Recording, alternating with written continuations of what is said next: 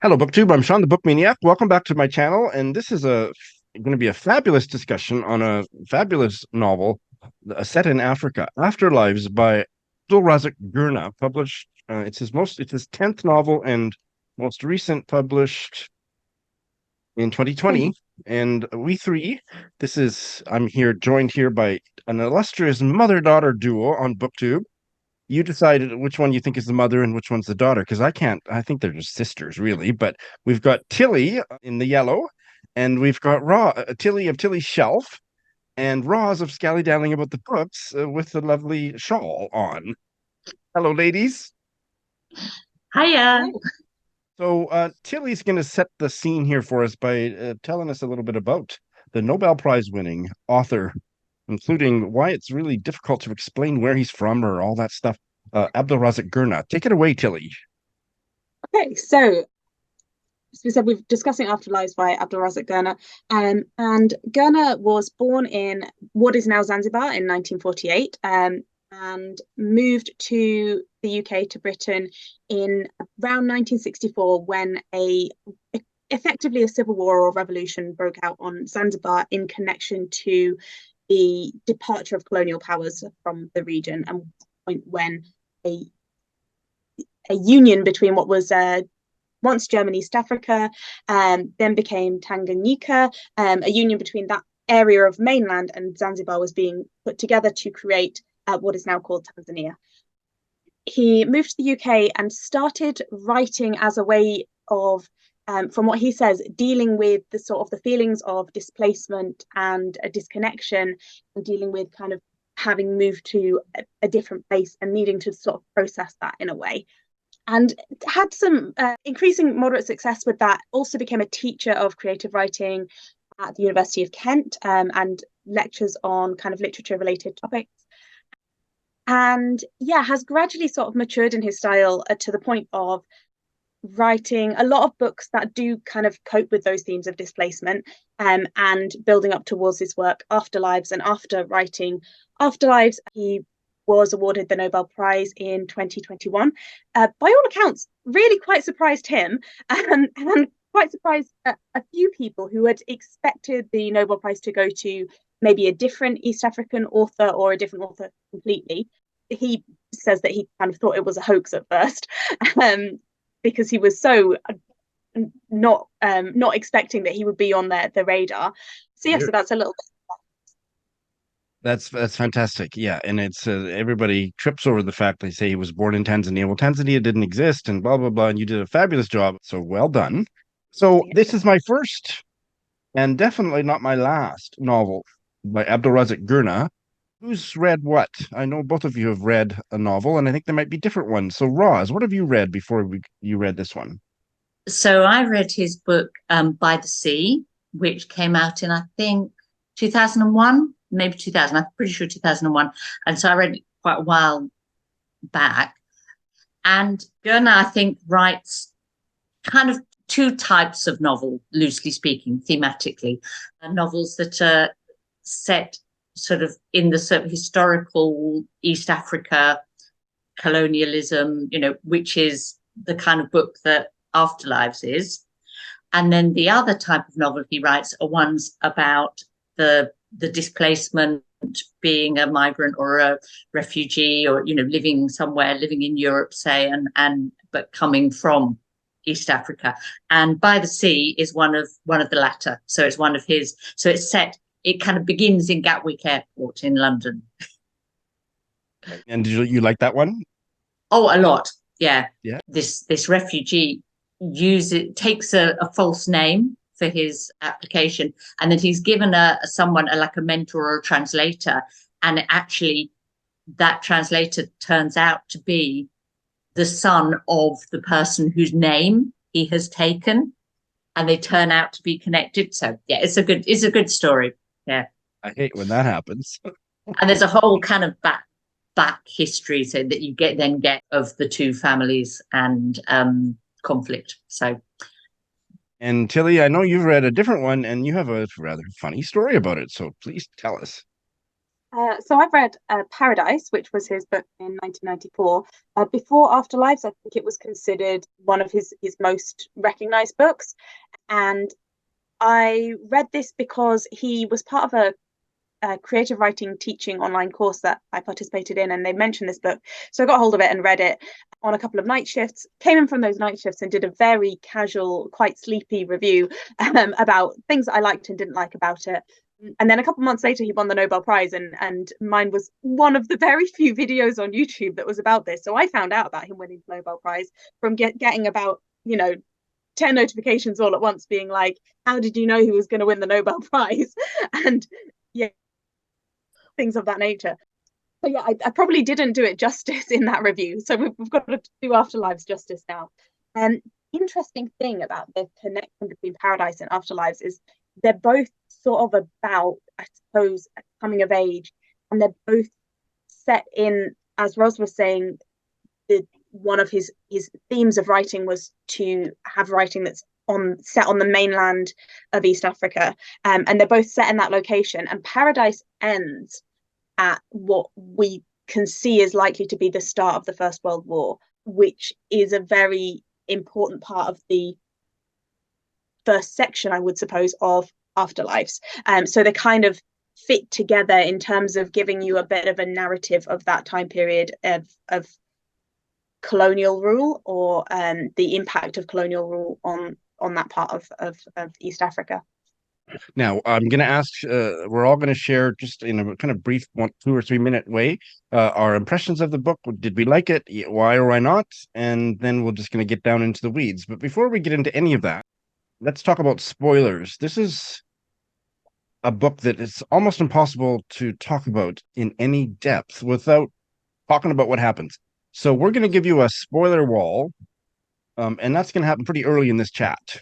So we are confident that anything we say before I say, okay, now we're getting into spoiler territory, you don't have to worry that it's going to be a spoiler for the book. But most of this video is going to be, we want to talk about what happened. So you're just going to have to decide whether you want to watch it or go away and read the book and come back. And then you want to watch it after that. So editing Shawn here. Well, the way that the discussion unfolded, it didn't go quite like what I just said.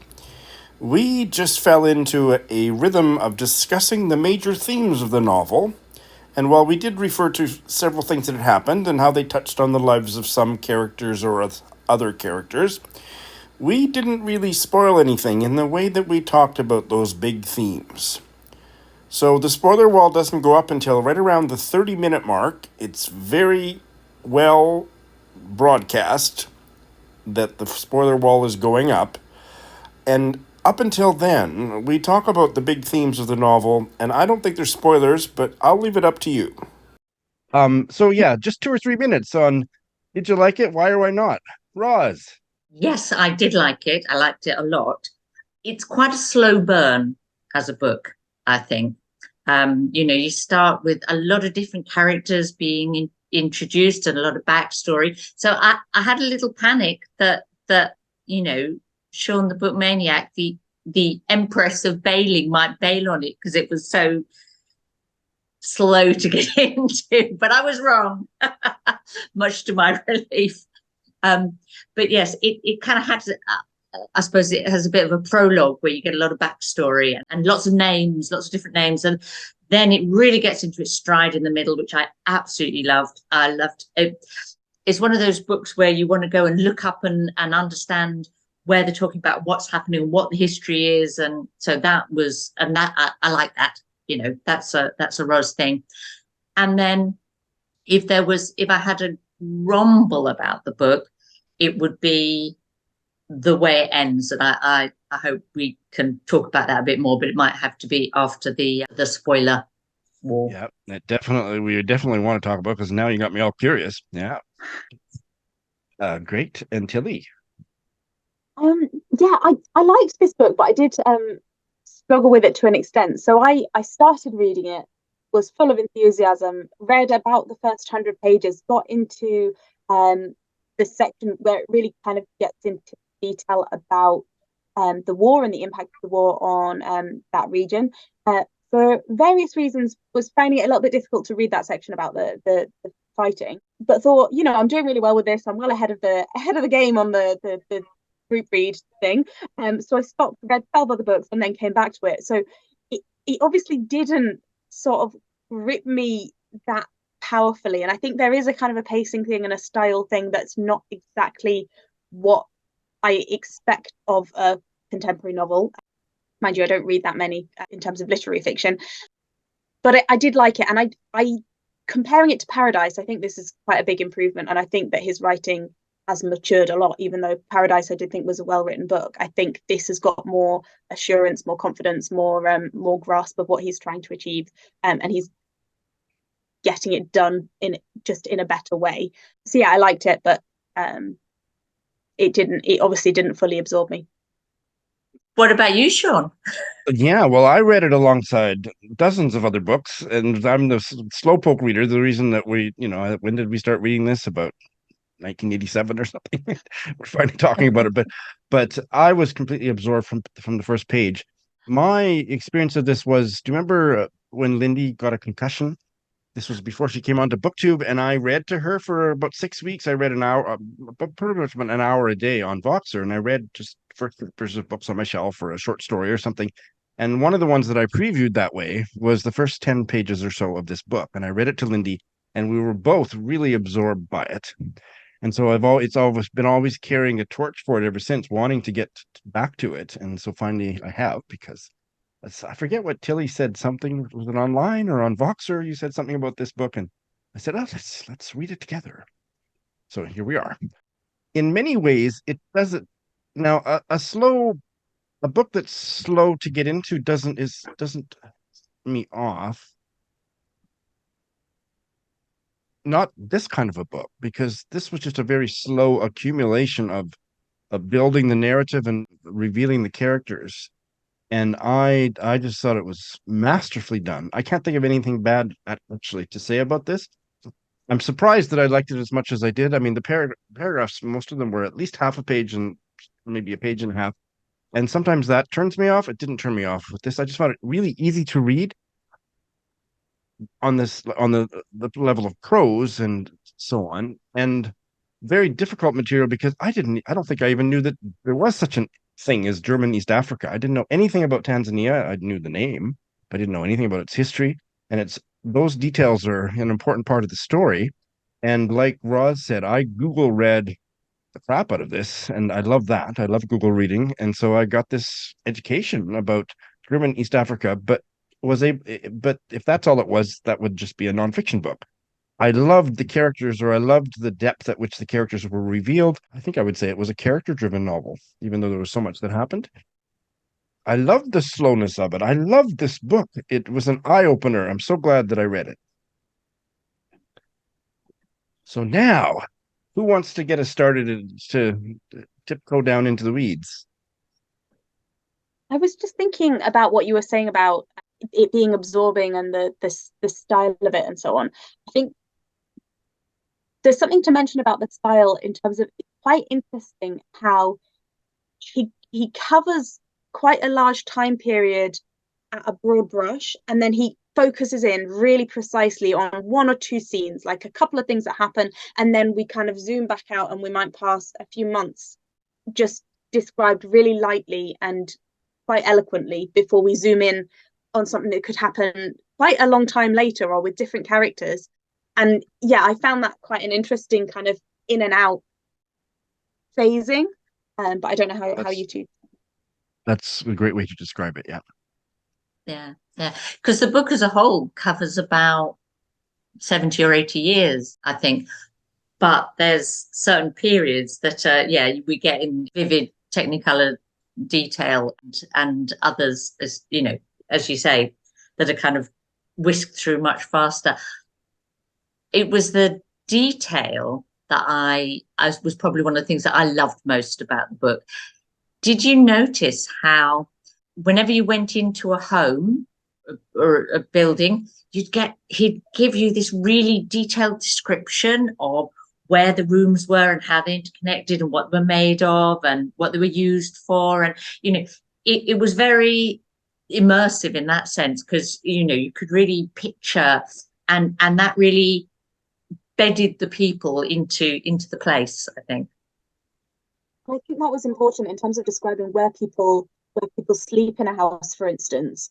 You see certain characters, and I won't name them, but just you see certain characters coming from maybe sleeping in the corridor, sleeping by the door, or even sleeping outside, and having a very low status, to then later in the book moving through the rooms of the house as they get to a place where they're more stable, they're more secure, or they have a bit more recognition as a character, or more status in the family. So those details kind of feed into then telling you something about the people in the house. One of the things that to me was most important about this book is the danger in a colonial, and I don't want to generalize too much, but the danger in this colonial environment of learning how to read and write. That was something that linked so many of the characters. So anybody want to riff on that, or shall I? It's a danger, but it's also an opportunity. And we can see how they're put at risk through this, but then later stages, they then are able to take on new jobs or new roles. One of the things I loved was one of the characters was able to leave the house for the first time later in the book because she was able to read and write and had been hiding that or suppressing that for years.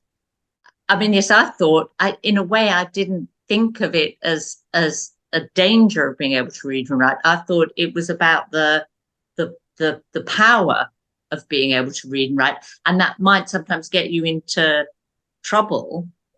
But yes, absolutely. Thank you for refining my point, because that's really what I meant to say. Yes. It's particularly dangerous for women. Yeah. Mm-hmm. So one of the main characters is Afia, and she learns to read and write, and she gets beaten by her quote unquote uncle for it and maimed for life because he thinks that that's, she's going to become a prostitute or something. She's only about 7 years old or something, 8 years old. Whereas the men, they fare better. They get jobs in the colonial structure if they can read and write the colonial language. But there is a kind of mirroring between Afia getting a permanent impairment from being beaten for being able to read and write, and Hamza, who's another one of the characters who learns to read and write in German, in the colonial language, and his ability to do that leads to some tension with the Germans, and he ends up being beaten, arguably as a result of the learning that he had. So I like that those characters kind of complemented each other in that way. Does that make sense? Yes, absolutely. So you're absolutely right, Tilly, that Hamza ends up being attacked partly because of that, but yet also surviving what happens to him, it is also down to the fact that he's literate, and the German officer that he's connected with, who spends time teaching him German. I mean, that's a really interesting relationship because he's sort of pulled in two ways, isn't he? The German officer and Hamza, they have a connection over literature, and yet there's also a degree of sort of scorn and tension in that relationship. I thought was one of the most interesting and complex relationships in the book, and you could say is a bit of a metaphor for the colonial relationship. Absolutely. The first character we meet is Khalifa. It's quite a lovely description of him getting tutoring in this little dark room from a tutor, and just how overjoyed he is to learn not math, but especially English. And that gets him into the place where he becomes a central character in the story, because he gets jobs and employment because he knows the language. So that was kind of set the tone from there. Yeah. No. Perhaps it's worth saying, just as a context of the story, like Khalifa's almost the central character, but not the main character. And there are a collection of characters that he knows all of, and he is the focal point to in terms of their interactions as the timeline goes on. Another thing that I really found rich and satisfying, I suppose, about this book was, I think that, I don't know about in Canada, Shawn, but in the UK, there's an obsession with teaching the history of World War One and World War Two. Like everyone learns it at school several times over, it seems. You sometimes wonder if there's any other period. It's the Romans and World War One and World War Two is all you get. But nevertheless, despite that obsession, you never, ever get to hear that both wars also happened in Africa. Maybe like North Africa, the sort of comes into the, World War II. But the fact that there was a whole chunk of World War One was happening in East Africa is just doesn't feature, and I think that must be something that Gurnah feels quite strongly about, and so that's why he puts it into his novels. Yeah, it's something that I was absolutely definitely going to mention. Like, we have this completely Eurocentric teaching of World War One, for instance, where it's just trenches. And I think I'd recommend this book to a wide range of people. But I think if you're somebody that's studying history or like spending a lot of time on history, and like, this book will just kind of open your eyes to a huge extra portion of that conflict. But it's really interesting how even from page one, even from the bit that's set long before the start of the First World War, we get this association between colonial powers and war. And you get this, and then there was this uprising, which the Europeans were putting down. And then there was this uprising, and they were brutal in putting it down. And this kind of cyclical thing where you get this impression that the people who are trying to control it are just locked into this perpetual cycle of fighting. It just escalates to the point of the war, rather than the war being something that came out of nowhere.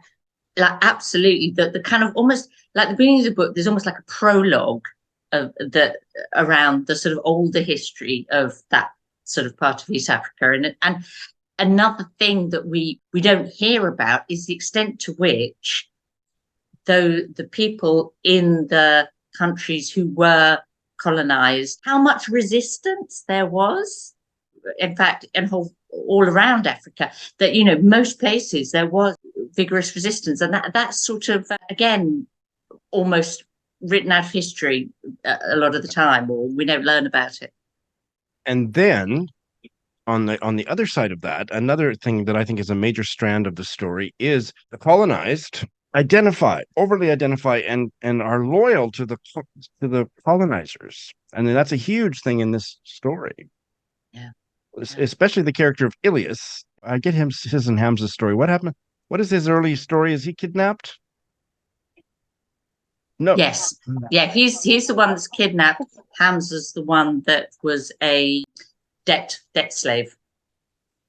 So neither one of them, they started out pretty poorly in life, and he gets I think apprenticed to a German on a plantation or something, and then he just identifies, his whole identity is tied up with the German colonial structure, and so that's what gets him into World War One.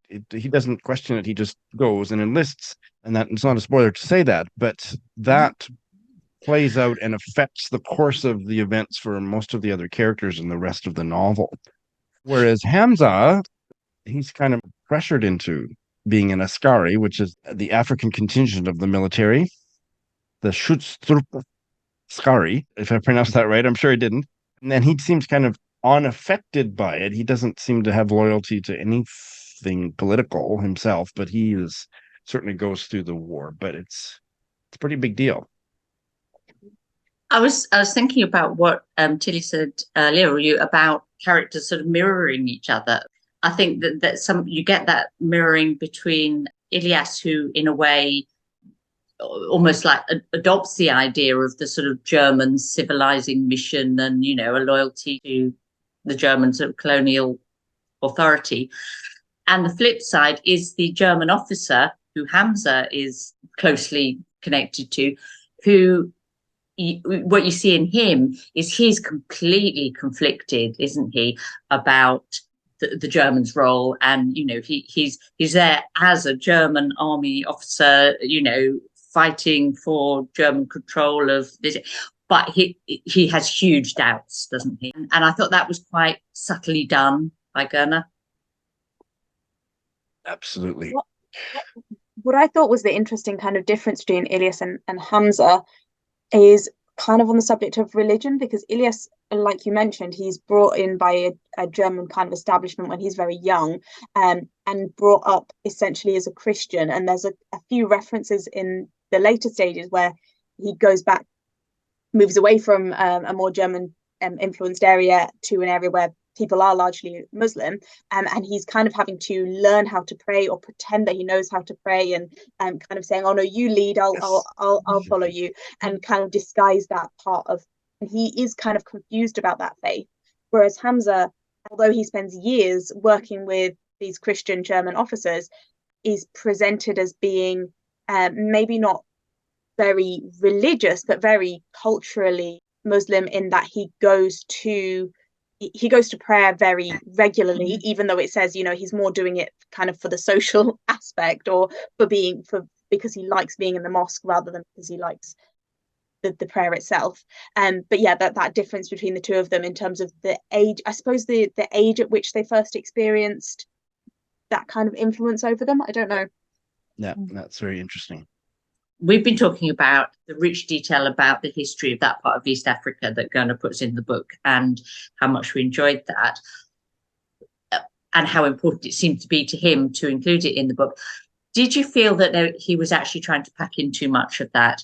Did you ever feel that the character-driven story suffered because he was anxious to include enough detail about the historical events and the historical story?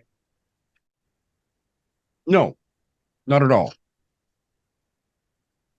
I agree with Shawn. No, I felt like he included what he needed to include.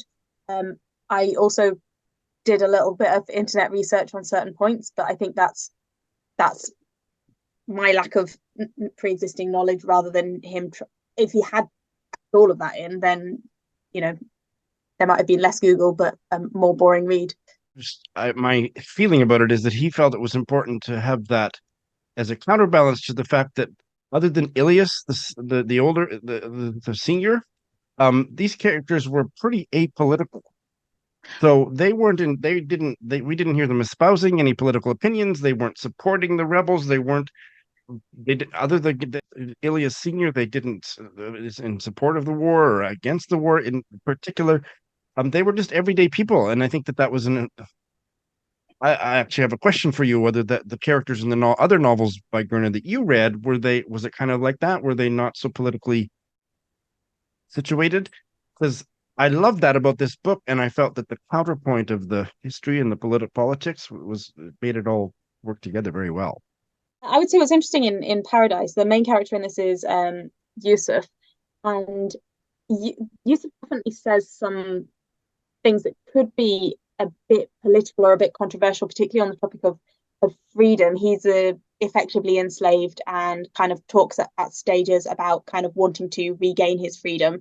But the colonial side of the politics feels completely detached. And you get this sense that at that time, he and some of the other characters kind of see them as the colonizers, as people who are kind of coming around doing some random stuff, and without really perceiving it as a political event, and kind of seeing it as detached from their reality and their life and their trade systems and their culture, and not kind of really interpreting the intent behind those colonizers being present. So they don't kind of interact with the politics in that sense.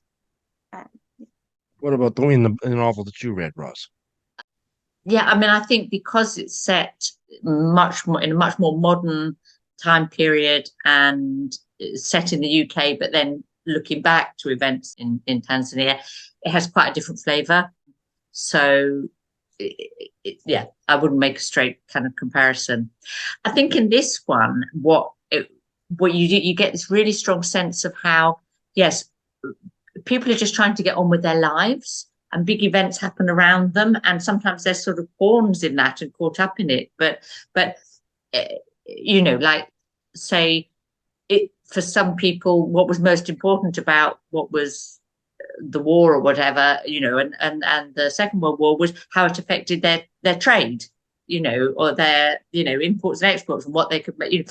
So actually, that feeling of actually day-to-day life just goes on, except that every now and then you find you can't sell anything or you haven't got any food because there's these big people doing other stuff, out the side. I think although our discussion has kind of talked about the colonial, because it definitely overshadows the whole book, but that relationship that Hamza has with the German officer and one other German character that he interacts with after that, they're the only real German characters that play a major role. This book is about the people who were affected by the colonial wars and the colonial system, but it's not about that. It's about them. There's very little visible presence of the colonizer in the book. And so many of the holes in their lives, in their personal lives, are a direct result of the colonial society that they live in and the colonial wars that they live through. I'm going to put up the spoiler wall now, even though I think we're probably almost done, but there's a couple things at least. Roz tantalized the heck out of me by saying something about the ending, so I want to hear her thoughts on that. And then, so the spoiler wall's up, people. If you don't want to hear things about the end or anything that's got spoilery, just go away. Just go read the book and come back. Here, I'm dying to ask you this question because I may have missed something, or whatever. But what did you make of Ilias, the younger? So that's Hamza and Afia's boy, and he starts doing voices and talking to himself, and they're worried about that because the main voice he's doing is of a plaintive woman calling for Ilias, which is his maternal uncle who he never met, and so he's kind of absorbed his mother's grief about what happened to Ilias. But when the witch, what would you call her, the spiritual healer, comes and does her thing with all the drummers and stuff, I loved the description of all that. That was so fascinating. Her diagnosis, her verdict is that, if I read it correctly, is that the voice inside of Ilias is actually of his quote unquote grandmother, Biasha, because she died about 3 days after he was born. And that Biasha was mourning and yearning for Ilias. And that sounded to me like there was a secret.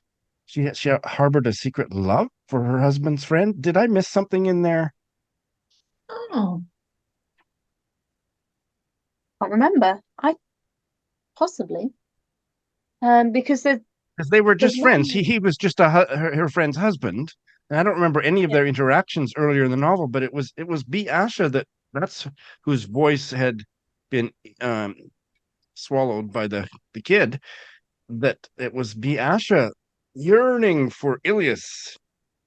And that caught me by surprise, but maybe I misinterpreted it. I'm really dying to hear what's going on in that big brain of Roz's right now, because I can hear the wheels turning. No, yeah, I'm trying to make sense of that, and I didn't see it like that. Biasha has like this. I thought, like, she has quite a close relationship with Afia, a kind of a complex relationship, doesn't she? So I thought that it was her expressing what she thought was on Afia's mind and was distressing her. Well, that's a very simple explanation. Mine's more dramatic, so that's the one I went for. But yours is probably why not?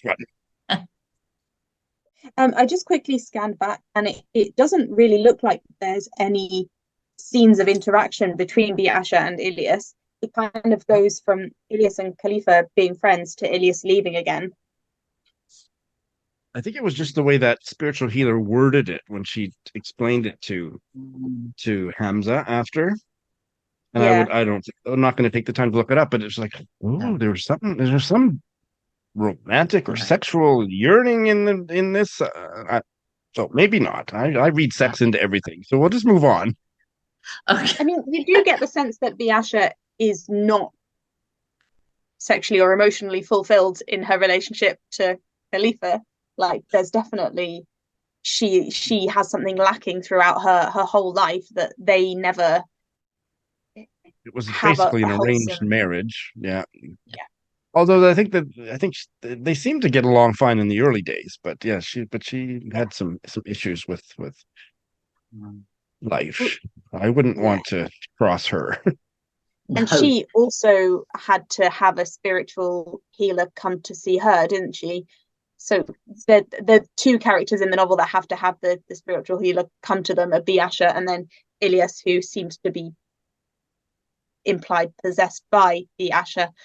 So kind of like Yes. her emotions, her emotional yes. instability kind of feeds into him. Mm. Which I guess it's maybe something about sort of intergenerational trauma, or the stress and distress that's come from the earlier eras is still being lived by the younger Ilias, even though he's born in an era that is much more stable.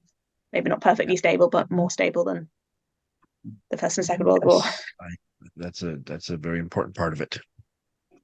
I'm just Yeah. going to barge in again and say, Roz, what were you saying about the ending? What, something you didn't like, or Well, just for me, there was a really strange change of pace. It's like the book fell into three parts, and the prologue bit worked well for me, you know, and all the background. Then you get the more detailed chunks in the middle, and all the, you know, the war bit, you know, that was great. And then it's almost like an epilogue, isn't it? And I felt like he was almost trying to tie up too many things and bring too many elements in, and suddenly we have the younger Ilias marching around Germany, visiting solving the archives and mystery? so on, and solving the mystery. For me, as an ending, you know, it brought an interesting new perspective to the history and the story. It felt a bit tacked on or underdeveloped. Like almost I needed another 100 pages to do it justice. So you didn't feel like that. I didn't feel that way at all, but I can see that as being a very valid, valid but wrong opinion, Ross. For me, it worked really well, and yes, a valid but wrong opinion. I agree. For me, it works really well because I think if you look back to a lot of the characters that Hamza interacts with during the war phase, they would never have envisaged a future in which Hamza's child moves to Germany, has success in Germany, like is an academic and able to trace family connections. Like that wasn't the Germany that they were fighting for, and I think it provides a really nice kind of flip point of how they were trying to sort of take control of an aspect of history, but couldn't, and they had no idea what the future ripples of their actions were going to be, both in the Germany, East Africa, and in the wider world. So I don't know. For me, I was like, I liked how it showed the sort of the unintended ramifications of the events earlier in the book, that it kind of told that whole historical story. And this thought just occurred to me as I was listening to you two talk about this, that it also important kind of vibration between the two Iliases in Germany. I mean, Ilias the Younger is excavating the story of Ilias the Senior in Germany, but there's a really profound resonance between their experiences in Germany. And the other reason why it was effective for me is because the fate of Ilias the Senior was so baked into Ilias Junior's psyche that it just made it perfect sense that it would be him that would go to find stuff out, because it would probably come some kind of a psychological spiritual shift in him. Okay, so the last line, it's not a spoiler to read it, and we're already in spoiler territory, but I thought it was a really powerful last line and kind of a mysterious one. So with no context, it's at the end of the story as Ilias the Younger is come back to tell his parents what he found out, and he says, "So what we can know for sure," Ilias told his parents, "is that someone loved Uncle Ilias enough to follow him to certain death in a concentration camp in order to keep him company." Very enigmatic last line of the novel. And we don't need to sketch in all the details of what he's talking about, but just what did you make of that? Oh, interesting. Well, yeah. I mean, I think one of the key themes of the book is about humanity and how we treat each other. And so it's a fitting ending in that sense. Yeah, it's about human kindness and love. Yeah. I watched an interview today with Gurnah, interviewed by Maza Mengisti, and she asked him at near the end of it, what do you think readers should take away? Which I think is kind of a terrible question to ask, but anyway, and he said, well, if I had to only name one thing, I would say human warmth and kindness. I think I'm so that last line certainly speaks to that, but I thought it was just it's the kind of last line of a novel that, I will long remember. Yeah. And I think it's about, obviously Ilias the Older is somebody who we see as being ripped away from his family on multiple occasions and being dislocated and disjointed, and probably not realizing that his little sister that he knew for such a short period of time, that she misses him that much, that she cares about him that much, that she wants to know what's happened to him. He probably has no concept of that. So it's just a nice kind of word to say, although he had those difficult experiences at the beginning of his life, at the end of his life, he did experience love and family and bonds and connections that he hadn't had up to that point. Yes. And wasn't it unforgivable that he took his little sister back to those terrible people to go off to the war? What the hell? Yeah, I didn't like that as an action from his character. Yeah. I think it's probably obvious, but knowing me, I missed the deeper part of it. So what do you make of the title? Afterlives. I think it's about the trauma that they all go through, and that for all of these characters, it's the life that they build after the difficult stuff that happens to them. So Afterlives, it's at points that they might not have survived. It's almost like the afterlife that they're granted after going through that challenging circumstance. Although I'm sure there's other interpretations possible, but that's how I saw it. Great. Roz, do you have anything to add? I think Tilly's put it really well. I mean, it had resonance for me of aftermath as well. Mm-hmm. So, so that the aftermath of colonialism, the aftermath of war, the aftermath of all their individual experiences. But yeah, no, you put it beautifully, Tilly. I was also thinking potentially, I mean, like this, I know I keep drawing connections between them, but like in Paradise and Afterlife are both kind of different words for heaven, or different religious words that and although like what happens in Afterlife is definitely not a presentation of heaven, it's I think there was a link there. Well, speaking of heaven, it's been heavenly to have this chat with you two erudite people. So I think we've sold a whole bunch of people that are going to rush out and buy it and read it. Hopefully, read it too. And who knows? Maybe we'll come together and do another Abdulrazak Gurnah novel. I'm not going to commit to doing it next year, but in the future. So I'd be happy to. Yeah. Yeah. It's been a great chat. Thank you so much, and thank you for watching. Yeah. Thank you so much for arranging the Buddy Reach one.